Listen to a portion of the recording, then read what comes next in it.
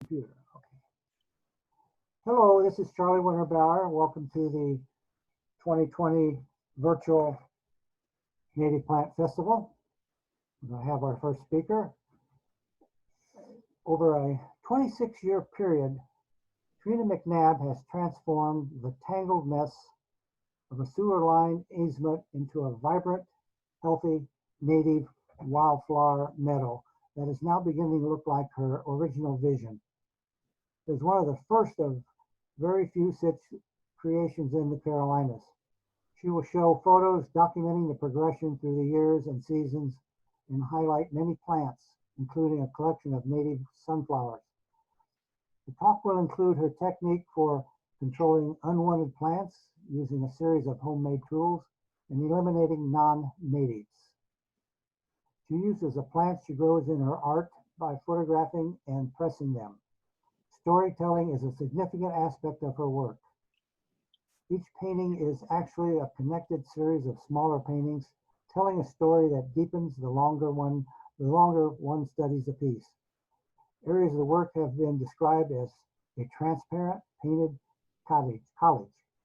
The overlays form a kaleidoscope of colors in acrylic paint on canvas as images overlap one another to depict the multiple of flora, fauna, foods, and landscape, all aspects of our precious earth.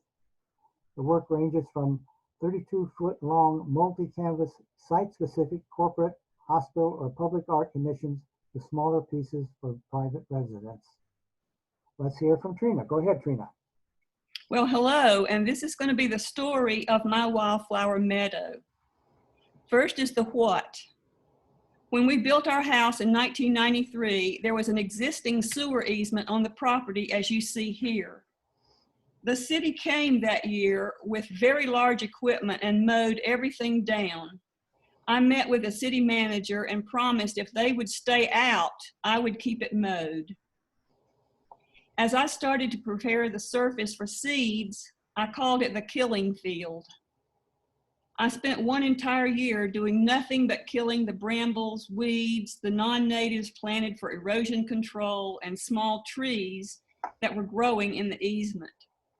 What the city had done gave me a good beginning for my work.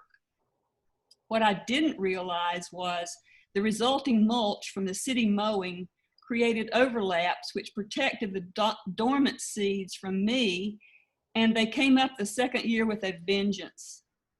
My first big mistake was that I should have spent another year killing, but I was eager to plant. I am now still trying to eliminate the Lespedeza and others after 27 years. I read that if I did not plow the field, it would help prevent dormant seeds from sprouting. So I scattered my seeds on the bare ground. I bought wildflower seeds and asked that they not be mixed. That way, I put the expensive seeds at the top of the hill to keep them from any flooding that might occur. This was a section of the first year, 1994. That all changed with the re-emerging of the weeds.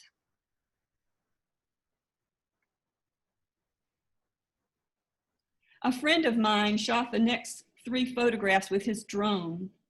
You can see one of the paths in this shot.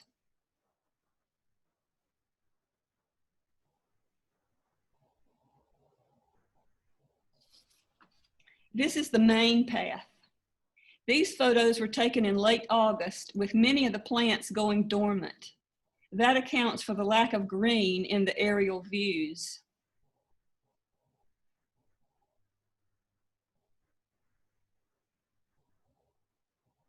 This is a photograph of me standing on one of my paths with swinate sunflowers blooming all around in yellow.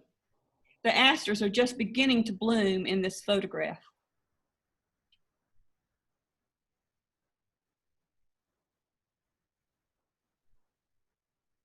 One winter, I decided to work on the paths. I experimented first with covering the path with burlap, which I knew would rot out in 1 year. The next year, I bought indoor-outdoor carpet. They cut it into strips for me, and I lined the paths. The paths were already edged with rocks, so I just tucked the carpet up under the rocks. The meadow slopes down a very steep hill and prone to wash out tiny little rocks, which are dangerous for little old ladies like me to walk on. This photograph was taken in February and shows the experimental burlap. I also transplanted moss from another location on the property to the more level end of both paths. A note about the rocks. This property is so rocky. In order to plant something, I dig out a rock and I have a hole. Some of the rocks became the path's borders.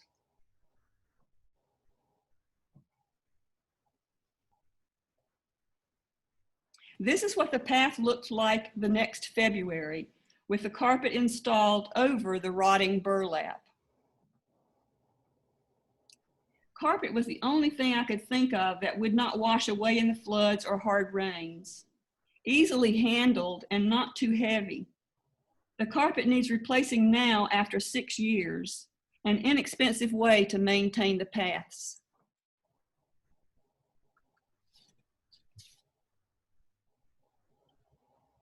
And now we come to why. One of the benefits of this meadow is that it has given me a focus for my paintings and lots of exercise. I have never been very inspired to exercise with no benefit other than, well, health. I like to see something for my effort. The meadow is my stairmaster. This is my interpretation of the meadow.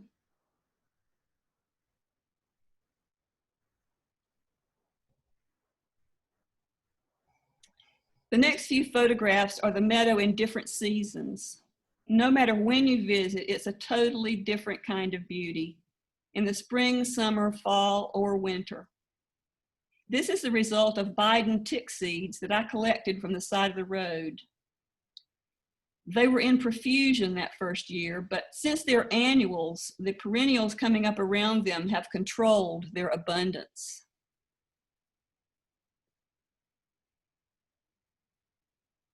This photograph was taken early in the fall, one of my favorite times in the meadow, asters and sunflowers.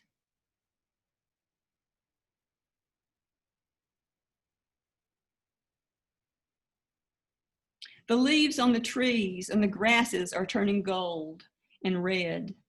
And my favorite latest addition to the meadow is the plume grass, which stands 12 and 15 feet tall and just adds the most beautiful vertical element to the view. Seeds were collected on the side of the road, and since then, the city keeps that area mowed down, so I was glad I got them when I did.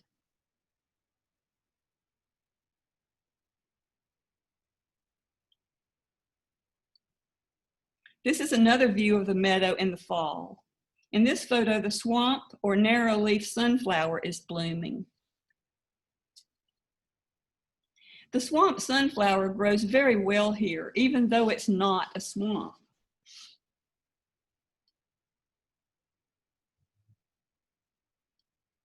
One of the things that I do when digging something in, I'm going to go back here. The swamp sunflower grows very well here, even though it's not a swamp. There are at least 3 different soil types in the meadow where the light level, dampness, and dryness change due to the way the sun hits the hill. I try to take that into consideration when I plant. Not all of my plantings have been successful. One of the things that I do when digging something in is to use the rocks that come out of the hole to circle on the downside of the plant. I imagine that the rainwater coming down the hill will be stopped for a bit of water to the seedling. Swamp sunflowers make very good cut flowers. Most wildflowers do not last very long in a container.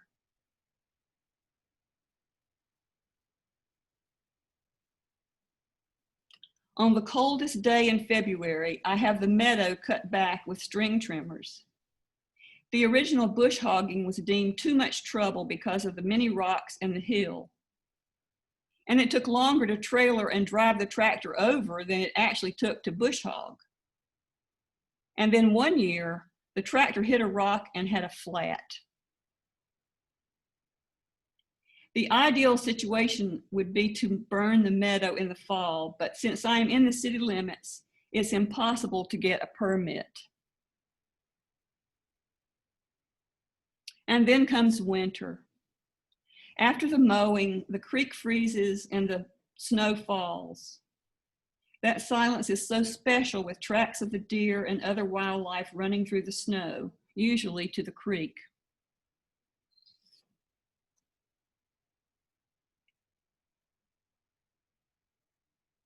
In the spring, with all the rains, the creek sometimes floods.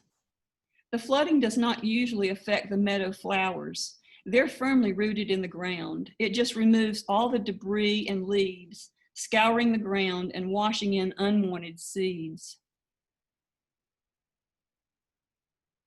Last year, with the flooding from Hurricane Michael, and again in February this year, we experienced two 500-year floods. I lost a bridge construction, yard furniture, some trees, and a lot of ferns that I had planted by the creek. The two floods washed in at least 18 inches of sand over everything along the creek and pushed in a mountain of rocks. The actual creek is showing white in this photograph in the background. Is this evidence of global weirding? This property was once a part of the Moravian Bethania settlement. They maintained large areas for farming. They kept immaculate records, documenting where the water came to in 50 years, 100 years, and 500-year flood levels. We have had two 500-year floods in less than 2 years, and at least 9 100-year floods in the 27 years that I've been here. I like to contrast the seasons in my paintings. In this one, I've separated the seasons with a path.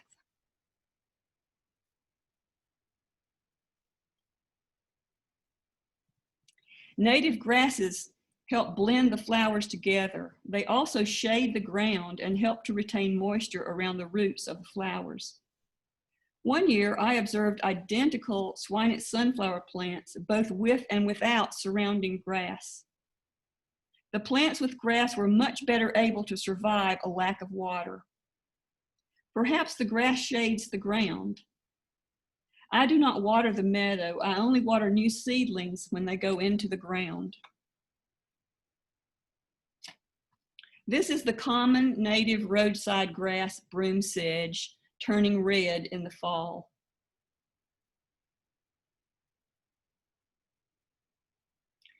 The artistic shapes of the river oats bending and trembling in the breeze is always fun to see.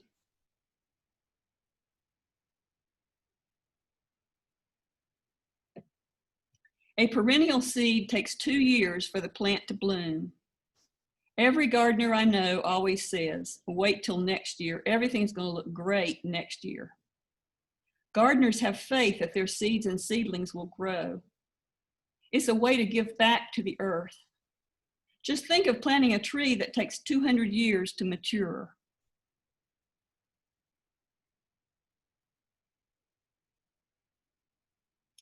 I have purchased bulk seeds in the past and scattered them in the meadow.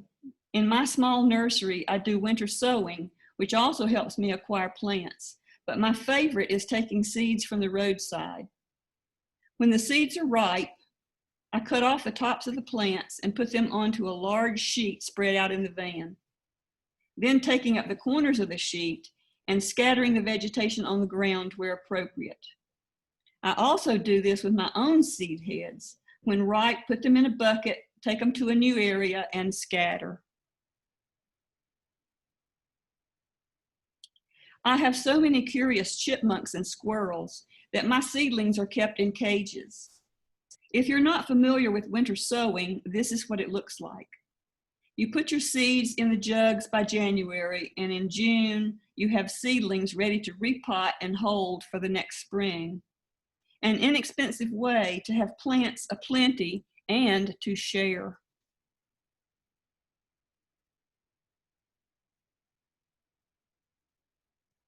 One of my favorite things is the history of plants from the time the first fern-like plant emerged on the planet. This painting has a centered band of some of the first plant fossils and surrounded by our native plants in seed.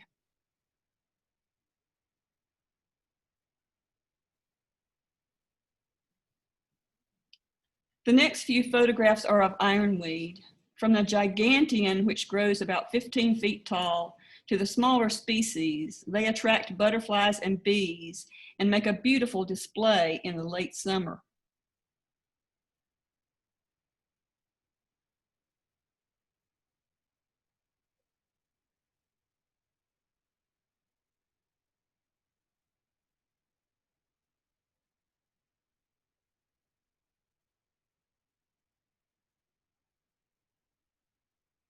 Ironweed is a pollinator magnet, bees and butterflies and more.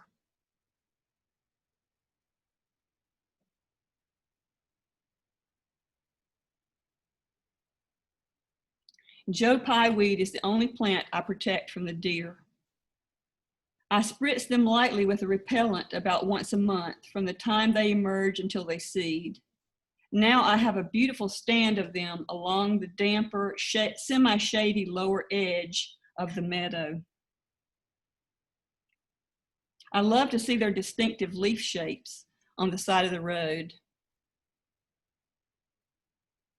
Easy to identify at 60 miles an hour. Midsummer, July, is a peak time in the meadow. So many flower varieties are blooming.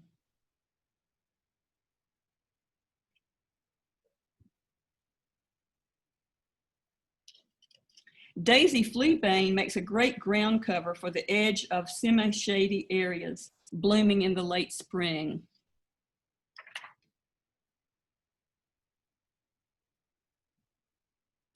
Early in the creation of the meadow, I had trouble covering the ground with green. So I would take old hoses and mark places that were especially bare and concentrate my seeding and planting in those areas. I call them crop circles. My system for planting is to water the new seedlings in at first, and then they're on their own. My whole premise is that wildflowers are wild and accustomed to being on their own. They are not hothouse exotics.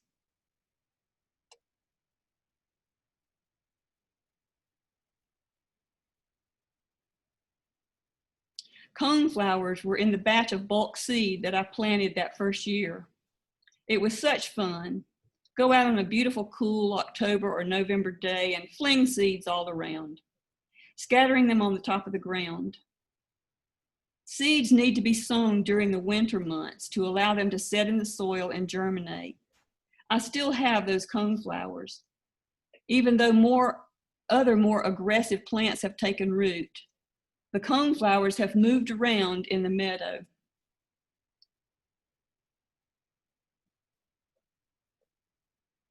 This is the more common, underappreciated, yet beautiful goldenrod from the roadsides. Another pollinator magnet and not a source of pollen that aggravates allergies that some might claim.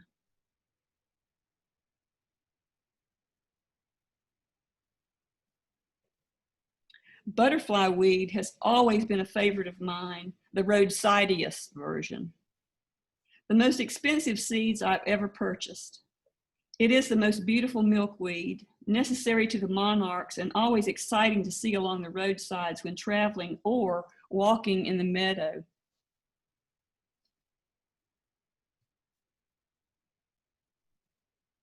This meadow beauty was rescued from the horse farm in the neighborhood.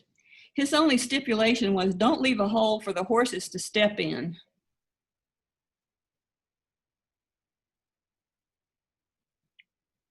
Blue Mist, an artist's lament.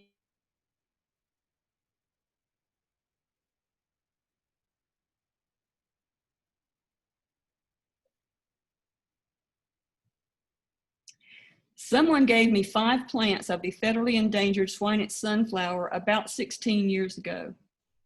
I scattered them around at the top of the meadow, and as they multiplied, I dug up the roots, separated, and scattered them further. Now they are reseeding, and I've been told I have the largest collection of swinate sunflowers on the planet.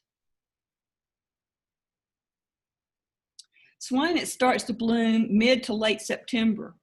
Here they are mixing with the ironweed.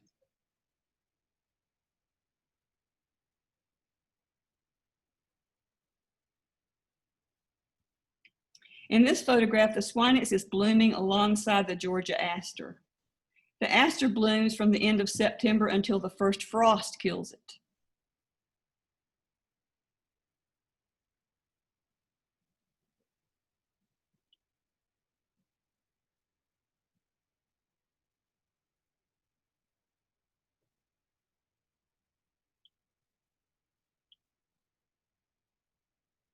This pictures the swinate sunflowers with the non-native September aster in the background.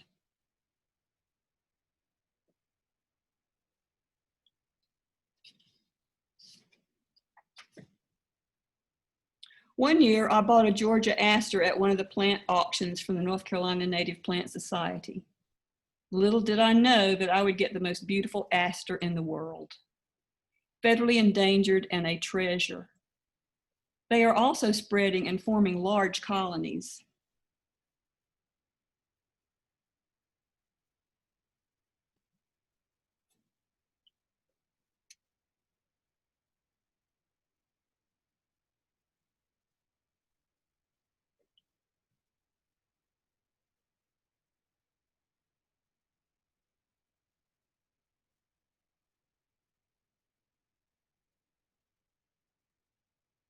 I know we all just want to look at pretty pictures, and here is one of mountain mint and ironweed.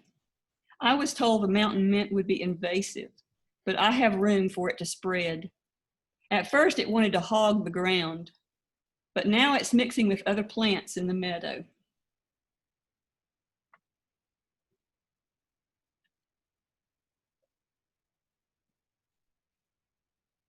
What makes my meadow special to me is that it borders the Muddy Creek, which is a major waterway in North Carolina.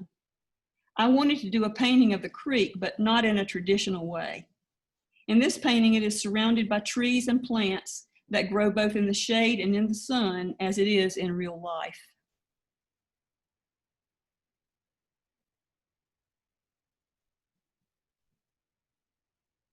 Cardinal flower grows at the lower edge of the meadow.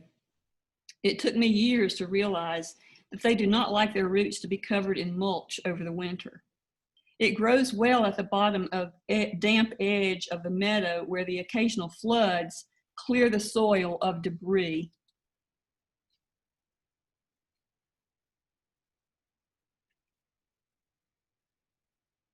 The ironweed and goldenrod are mixing well here. You can see the plume grass in its early stage of pluming. I collected seeds from the plume grass for years and got nothing until I realized that by the time it has plumed, the seeds are gone. I succeeded by collecting early when the seeds first appeared.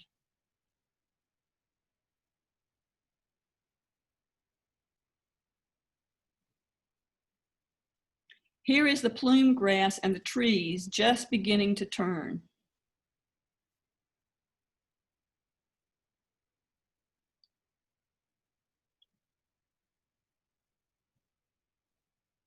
This is a painting of the meadow in the fall.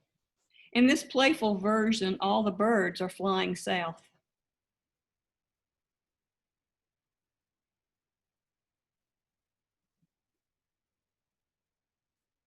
And now we come to How. My biggest help has been the North Carolina Native Plant Society. First of all, I was told that I was not crazy for trying to create this meadow and control that large an area. And then I was given so many things by the members: seeds, plants, books, encouragement, advice, and more. Gardeners are the most generous people on earth.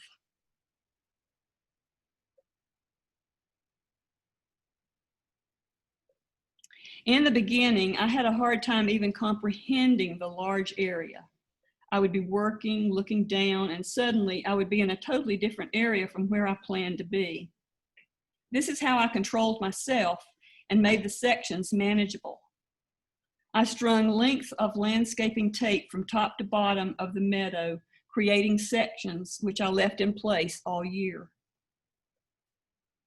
I work back and forth like mowing, starting at the top of the hill where the sun hits first, me staying in the shade.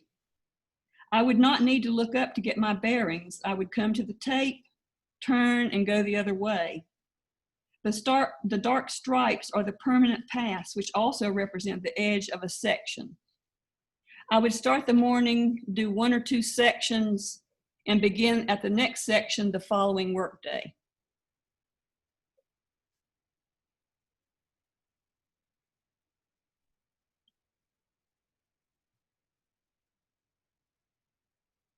If you want to simplify, there are only 2 things to do in the meadow: kill and plant.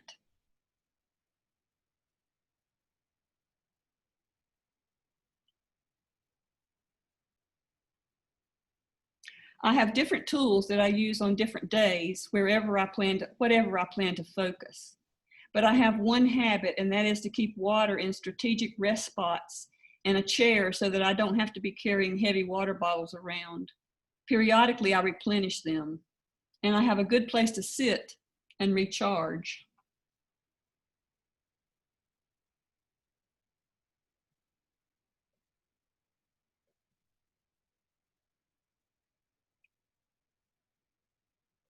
This chair is sitting at the top of the hill. Notice the bottle of water sitting in the shade of the chair. My chairs are strategically placed to allow me to fall down into it and rest and drink.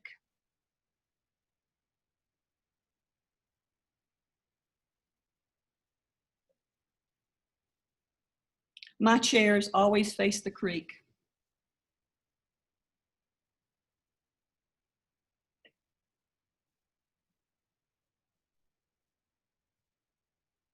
I carry my tools in a little apron that I made specifically to hold the things that I need. And as we go through, I'll show you how I use that apron to help me take care of weeding and also planting.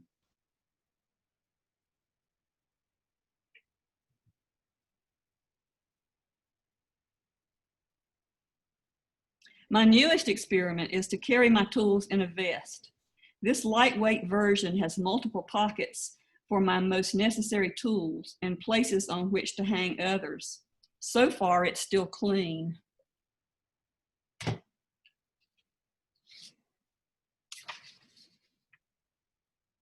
One of my best inventions was an applicator to dispense herbicide to kill, particularly Lespedeza. Some of the invasives cannot be pulled out by hand. The most you can hope to do would be to keep them from seeding. My goal is to kill them. So I mix up an herbicide that does not harm the creek, Aquastar. Someone gave me a bit of dye to add to the solution, which helps me know where I've been. I pour about 1/4 cup into the jug and begin to paint out the weeds by hitting them on a leaf or 2 with my magic wand. You can use the scissors to cut off any leaves you might have hit accidentally. This old mop handle replaces the original stick and extends to reach further. I have a small bottle with herbicide should I need to put a bit more in the jug. You paint just like you would a wall. Dip the brush in, wipe it on the edge of the jug to prevent dripping, and go for the non-native.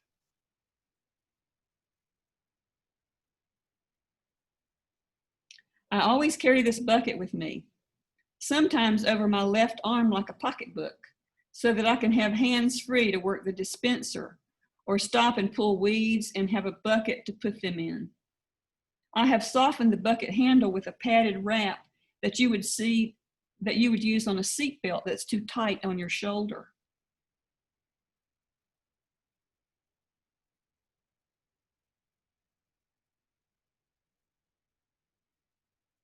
I also use a flagging system carried along in my bucket. Red means kill me quick, and you see it by side of Lespedeza here. I always have my bucket when walking with the flags available. The weeds are caught off guard and can be marked for future painting.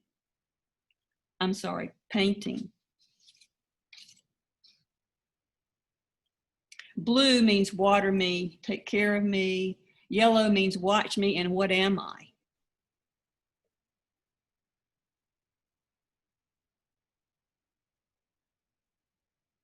Many weeds are hard to see in a field of green. It's helpful to have them flagged when you see them so that you can remove them later.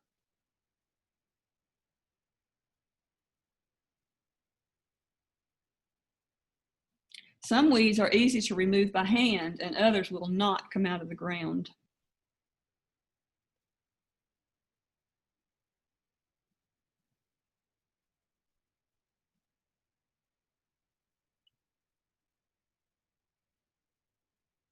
My favorite invasive to hate is Asian hawksbeard. They seed at 2 inches and at 4 feet. I start digging them out in February, and by late May, when they're blooming, they're easy to pull out of the ground, but by that time, there are too many to get in a single session. I think this year I may have eliminated most of them by finding and pulling them out through June, but I say that every year.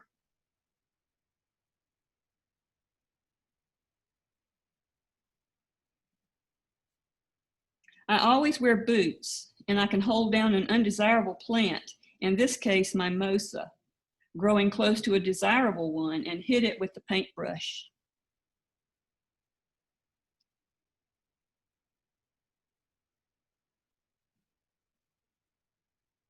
The apron is a big help. I can twist it around to be in front or the back. I can get to my tools easier or have them out of the way.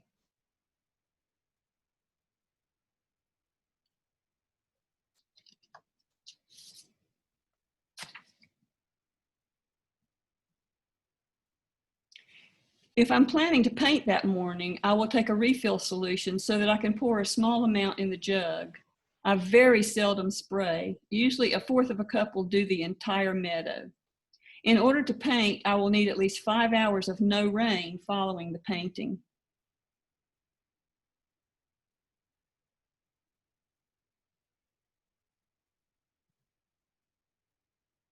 I have scissors and gardening knife always on the belt if I need to transplant something, and extra gloves in my pockets.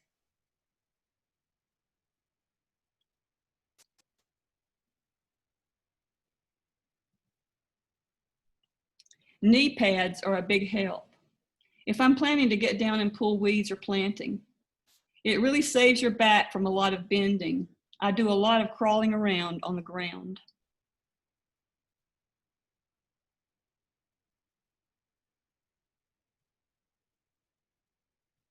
My favorite activity is sitting on the ground and working on an area. Not recommended, however, beyond the time chiggers are active.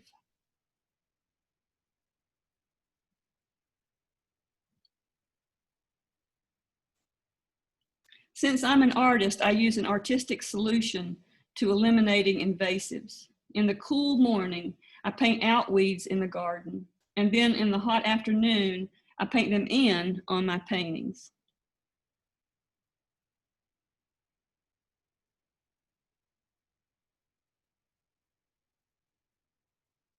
I also recommend that you stop and just take some time to appreciate what you've done and how far the project has taken you. I can usually spend at least a few minutes doing this before I'm up and pulling just one more weed.